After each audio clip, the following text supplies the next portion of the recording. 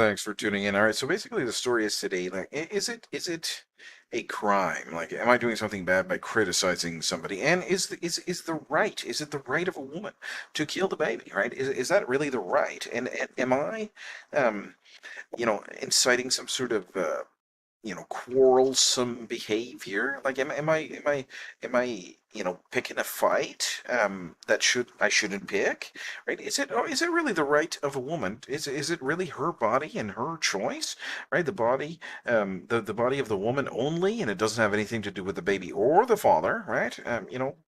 Well, let's see. So the right to free expression, right? So we're going to talk about that today. So in a democratic system, right? Democratic systems like Canada, criticizing government policies and publicly funded program is a constitutionally protected activity under freedom of expression. But we know how Canada is. Whatever, there's some limits to the charter and all this stuff. So let's say, for example, they just feel like, no, this is just, it's a limit because anything that is constant, it's never black and white with Canada. With America, it's black and white. Yes, you can have guns. Yes, you can have guns. For example, the amendment of the Constitution, for to defend yourself, right? Yes, you can have guns. It's black and white. But in Canada, for example, there's no real constitutionally protected activity, freedom of expression. Well, unless it targets some of these. L LGBTs or whatever I like to call them, LGBTs, right? LGBTs, right? So let's say, for example, you're criticizing the LGBTs.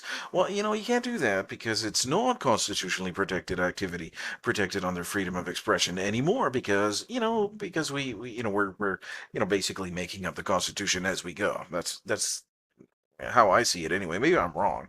But let's say, for example, questioning abortion policies, exposing flaws like gross medical negligence, yeah, failure to, this whole informed consent thing, right? Failure to inform the patients about the mechanism of action of the birth control pills. I mean, yeah, exposing a flaw. Um, and calling attention to taxpayer-funded practices is political speech, the highest form of protected speech. This is not picking quarrels or vexation in a legal sense because you're addressing matters of public concern, not harassing private individuals without cause. I'm not harassing anybody. I'm not saying she's just a terrible person or whatever. Well, I mean, she did a terrible thing. She kind of did a horrible thing. Um, but I'm not harassing, this person, without cause. I mean, I tried to reach out, because she was, harassing me. She's saying, talking trash on social media. I'm gonna get a story about John Michael. John Michael's, I got a story for you. And they were talking trash about me. I was like, what? So she was harassing me on the social media, and the only thing I said was, we're gonna talk. What's the story? I want to know the story. Right? So that's what I said. So the difference between harassment and criticism, right? Picking quarrels and provoking trouble. So this is actually a criminal charge in some countries, or unjust vexation, right? And yeah, this is, for example, in the Philippines or China, some countries like that, refer to public harassment or baseless disturbance of peace.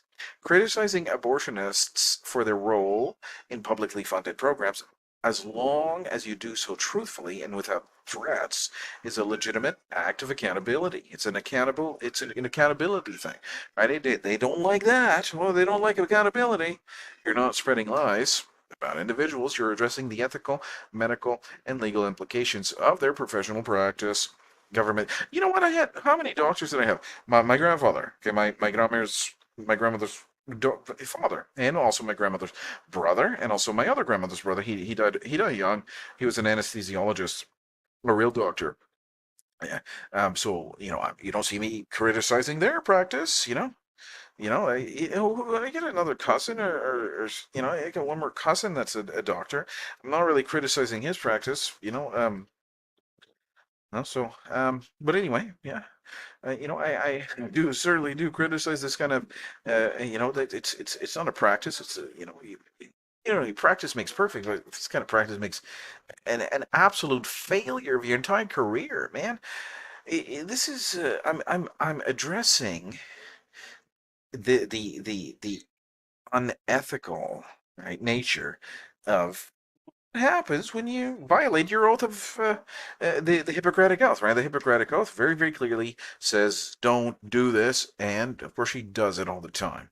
So government function, all right. So doctors who government function scrutiny. Right. So doctors who perform abortion under government mandates are functioning as agents of the state. This means their work is open to scrutiny, just like military uh, um, officers, judges, or public officers, police officers. Right? I can criticize the police if I want to. Yeah, I can.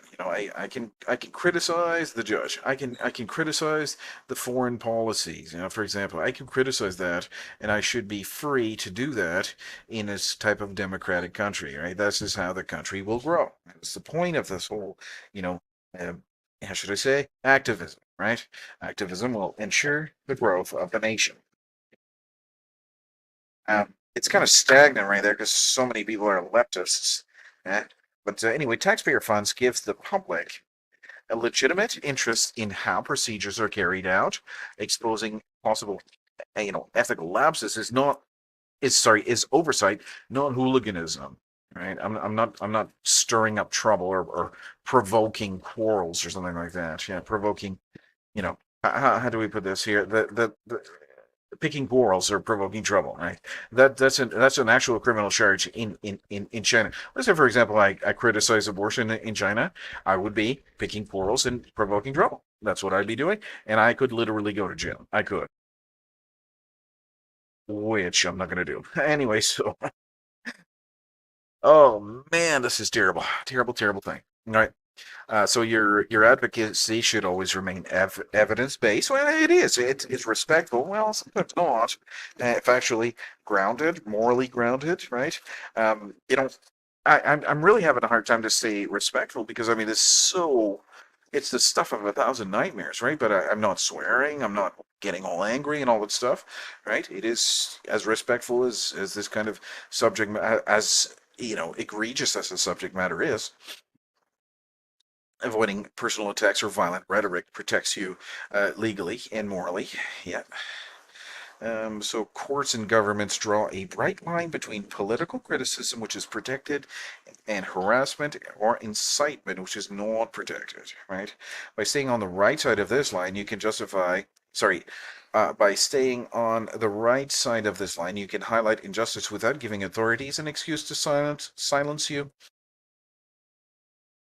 Which I never actually did, but I had another YouTube channel and it was quite successful. I remember 500,000 views. I had a lot of views, man. I don't think I had a million views, but I had a lot of views, man. On my other John Michael's Adventures. Yeah, John Michael's Adventures was really wacky, over the top.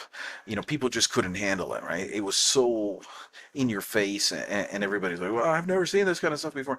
But it was all based in truth, facts, law, and evidence, right? That was the style of it.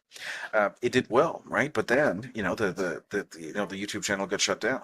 Right, so I'm trying to not to have this happen.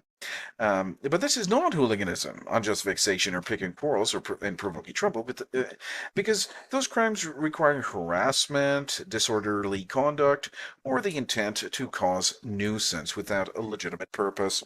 Exposing abortion, questioning government policies, and criticizing doctors who perform state-funded killings are not acts of mischief. They are the exercise of free expression and civic duty.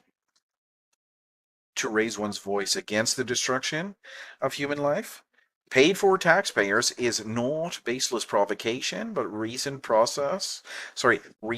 protest aimed at protecting the weakest members of our society, right? Calling such criticism a crime is misuse of the law. Genuine hooliganism or unjust fixation involves bothering people for no justifiable reason, but confronting abortion is not petty disturbance.